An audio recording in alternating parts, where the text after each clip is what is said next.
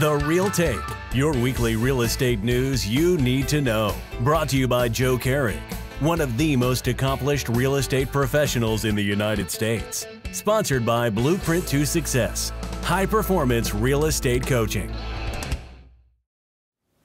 Hi everyone, my name is Joe Kehrig and welcome to The Real Take, the real estate news that you need to know and that I'll give you my take on based on my 42 years of professionally selling real estate. So this week I want to talk with 2019 coming to an end and going into 2020. I want to just touch on the top stories in the last year and what I feel is going to happen to them in 2020. First off, I have my notepad here so I don't miss anything. But the number one story is housing availability and the shortage of homes, especially in the lower price range that's coming out. You know, in the beginning of the year, the market started out kind of slow and it kind of ebbed a little bit. But then just the last 3 or 4 months, I don't know if you guys know it, but in September, in October, and in August, September, and October, the market went up over 3% year over year from August, September, October of last year. So the market increased quite a bit during those 3 months. And there's a lot of reasons for that. One is the fact that the low interest rates and also the lack of inventory, the lack of affordability out there, the affordable homes. And so people are finding themselves moving out into the suburbs much more, or even further than the suburbs. So the housing affordability and multiple offers. In 2019, 1 in 10 homes got a multiple offer. They expect in 2020, 1 in 4 homes are going to get multiple offers. So we're definitely going to see an uptick like we've seen the last 3 months in the market. And so housing affordability and lack of inventory is probably the biggest story that there's going to be in 2020. Most of the experts, you'll see, estimates that they expect the market to go up between 4 and 5.5%, in the next year. So the appreciation isn't there. Something to talk to your clients about. The interest rates, obviously, they're steady. They're as low as they're historic low interest rates, historic low unemployment, which all just means that no one expects the Federal Reserve even to be involved anymore. They'll probably keep the interest rates low, but they probably won't lower them anymore. Well, hell, they're like 3.8%. So how much lower can they really go? And this is talking to a guy that started in 1978 that we dealt with 20% interest rates in 1980. Another big story is the pocket listings. We've seen that. Well, NAR has come out and they voted starting January 1st, but the boards have, the MLS boards have until May 2020 to implement. So this is going to be a big story because Compass is suing Bright MLS, and I'm sure Compass will come out and sue also the NAR over this and the local boards over it, because for someone like Compass that has a huge coming soon, and remember, we talked about it a couple of weeks ago, the difference between coming soon and a pocket listing. We all have coming soons. We all market them coming soon. But the difference is a pocket listing is where a home's ready to go on the market and you just don't put it on the market. And it's, where you have Compass, who's basically bought market share, they're able to double in a lot more transactions. So it's important to them to be able to have those pocket listings. So you guys understand the rules. We went over it a couple weeks ago. Is you can still have, if someone lists their home with Compass, they can still advertise it to all their agents and not put it on the MLS. But the minute they put it out there for the general public, through Facebook or their website where the general public has access, within 24 hours, they have to put it on the MLS as a coming soon. So they still don't have to put it out to the consumer for sale. They don't have to put on MLS for sale, so they can still keep it as a pocket listing. They just have to expose it to all the agents out there to create a more level playing field. Personally, I think that that's a good thing. We don't want to end up like Europe, where if I want to have a client in Europe, I got to go to every single real estate office to figure out what's on the market. So I think it was a good step with NAR, and it will be fully implemented in 2020. The elections. Here's the thing to note. The market has almost never been better than it is now. I mean, low unemployment, low interest rates. There's a lack of inventory on the low end, which is going to hurt it a little bit. But still, people out there want to buy homes. But here's what you're going to hear for the next year, is that the economy is going into a recession. Even though the economy is doing well, you got to understand the political landscape.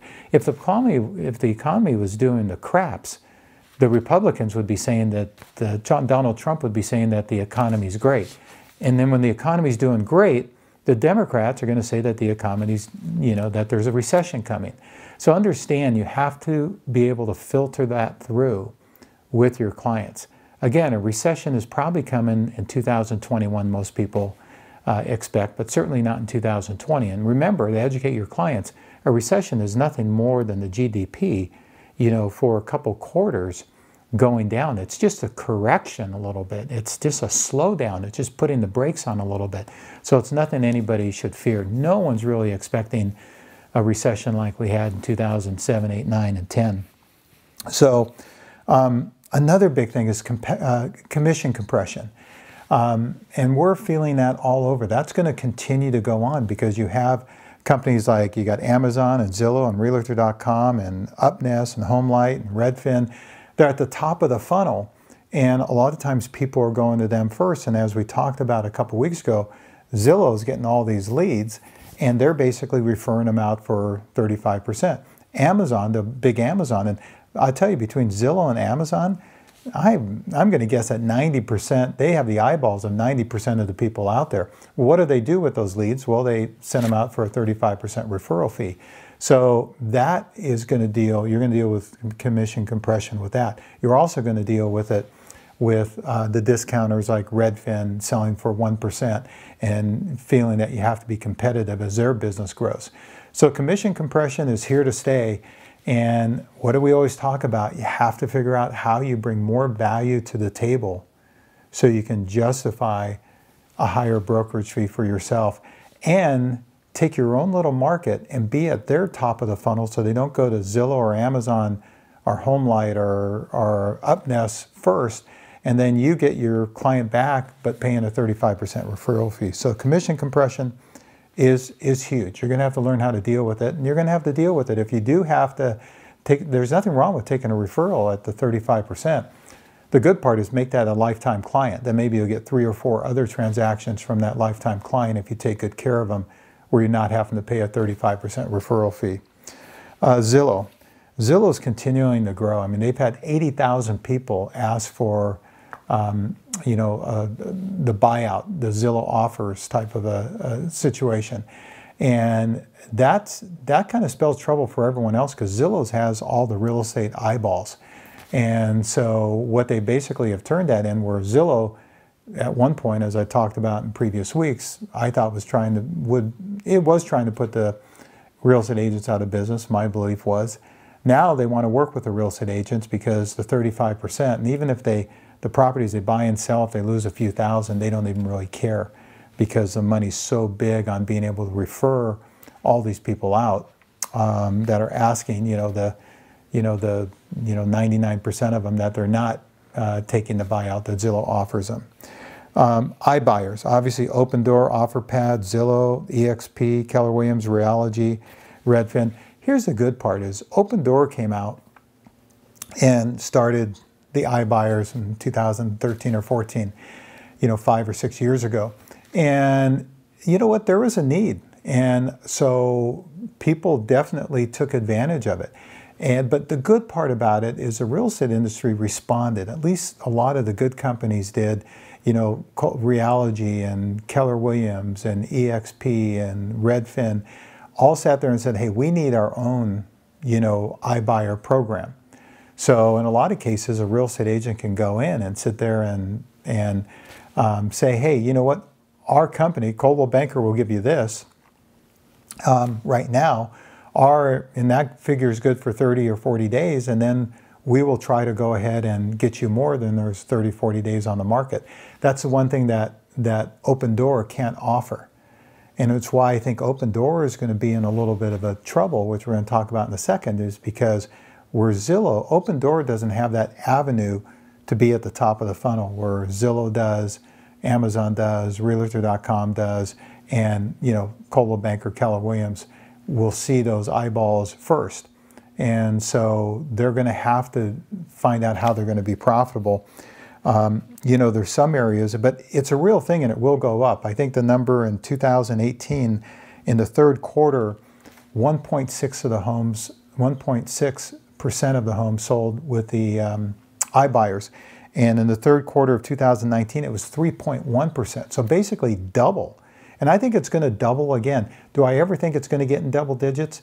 The only way it's going to get in double digits if obviously it's all the Keller Williams and the Realogy and the eXp Real Estate and the Redfins, the real estate companies doing it. Open Door is not going to do it on their own because their offers are so discounted that it doesn't make sense. You really have to be in a desperate situation.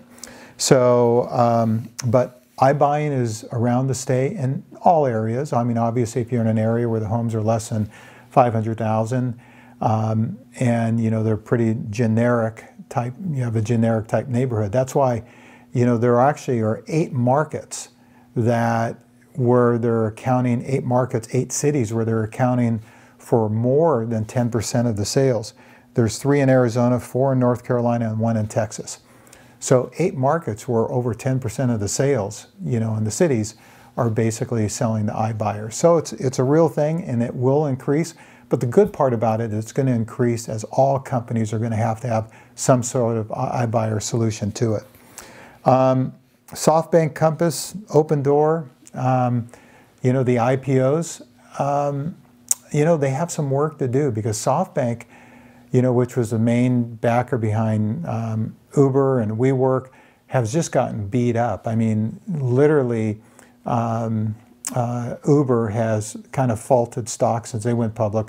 WeWork, which at one time was they evaluated at $46 billion, is now less than $8 billion, and SoftBank ended up taking them over. So they've been beat up, and to the point that Compass has said they will do an IPO probably in another year and a half.